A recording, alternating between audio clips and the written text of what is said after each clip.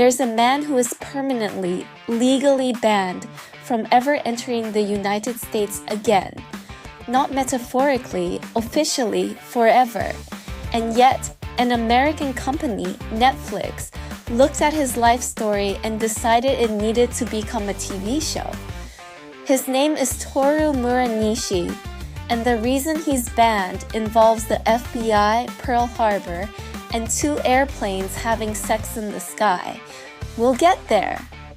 In 2019, Netflix released a series called The Naked Director. It dropped into 190 countries simultaneously. The subject was Muranishi himself, a real, living human being. Japan once nicknamed the Emperor of Porn. Western critics didn't quite know what genre to file it under, so they reached for the nearest comparison. The Wolf of Wall Street, but set in Tokyo, and starring an industry nobody on cable news would say out loud. Rise, fall, betrayal, debt. A guy narrating directly to camera in his underwear, somehow making it look like a victory lap. It worked so well, Netflix made a 2nd season in 2021. The show's most quoted line, "If you ever want to die, just look down, I'm already there," got repeated on Japanese variety shows for years afterward.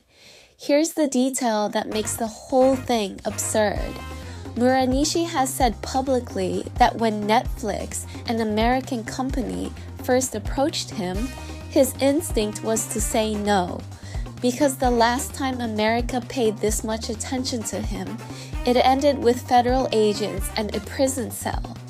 He said yes anyway. The show got made. It went out to 190 countries, including the one country on Earth that, to this day, will not let him in.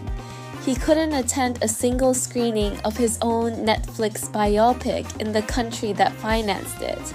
Stick with me, because it gets so much stupider than airplanes. But first, you need to know how this guy operated, because it starts with something almost insulting. He sold encyclopedias. The set he sold cost about 200,000 yen at the time, roughly 1 million yen or about $6,000 in today's money. Written entirely in English, sold to Japanese customers who mostly didn't speak English. Most salesmen on his team sold 4 sets a month if they were good. Muranishi sold 20 to 100 every single month. He pointed that same talent somewhere illegal.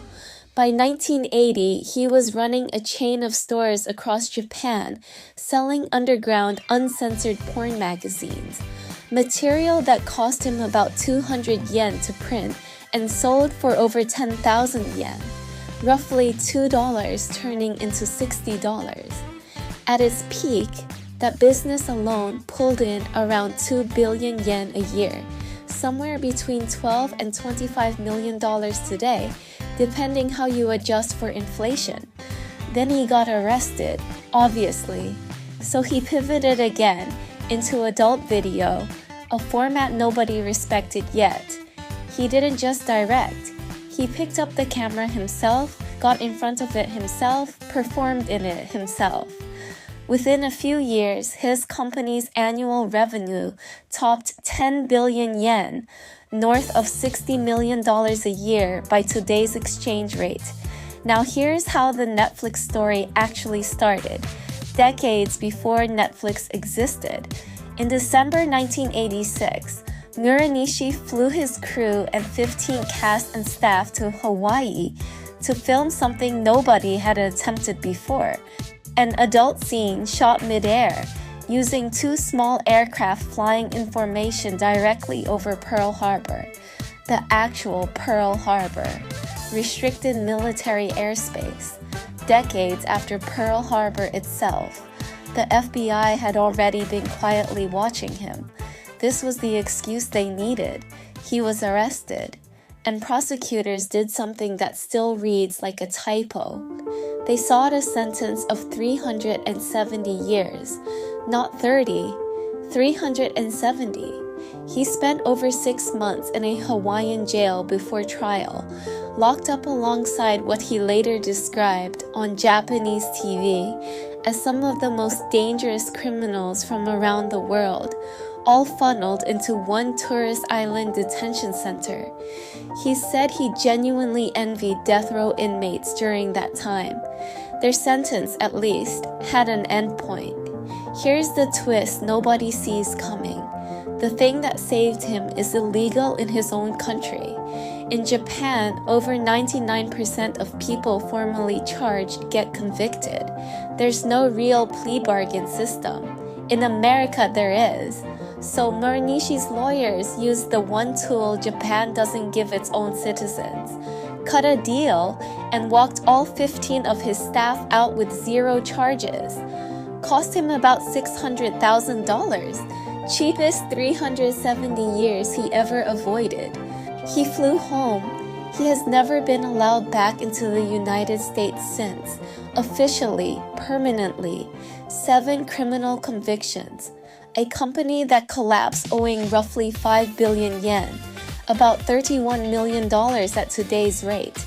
A permanent ban from the world's largest entertainment market, followed decades later by that same market, turning him into a global streaming character.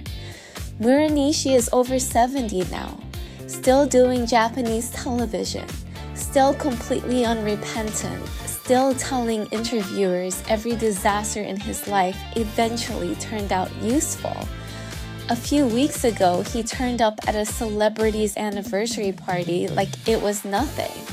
So here's a man legally barred from the one country that turned him into a global streaming star. A man who once got 2 airplanes involved in a sex scene over an active military memorial, and somehow only lost 6 months and around $600,000 for it. A man who sold encyclopedias so well it should have been illegal, then moved on to things that actually were. If you're looking for the most Japan-only story that somehow became everyone's story, you've found him. He's still banned. He's still on TV.